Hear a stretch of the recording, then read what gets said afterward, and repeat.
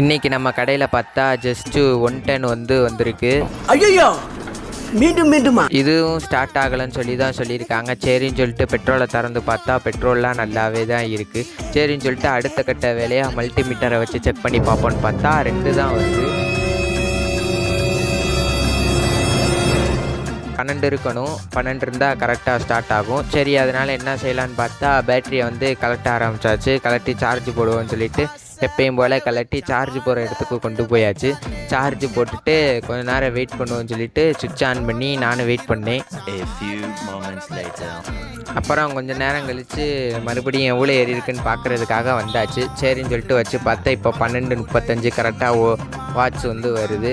அப்புறம் என்ன பண்ணலான்னு பார்த்தா வண்டியில் மாட்டிடுவோன்னு சொல்லிட்டு மறுபடியும் எடுத்துகிட்டு மாட்டியாச்சு. இப்போ ஸ்டார்ட் பண்ணி பார்ப்போன்னு பார்த்தா நல்லாவே தான் ஓடிக்கிட்டு வண்டிக்கு எந்த வித பிரச்சனையும் இல்லை. பேட்ரி தான் உட்காந்துருச்சு. ரொம்ப நாளாக எடுக்கலை போல். நீங்களும் ஜஸ்ட்டு வச்சுருந்தீங்கன்னா டெய்லியும் ஓட்டுங்க, இல்லைன்னா இதே மாதிரி தான் பேட்ரி அடிக்கடி உட்காந்துருவோம். பாய்.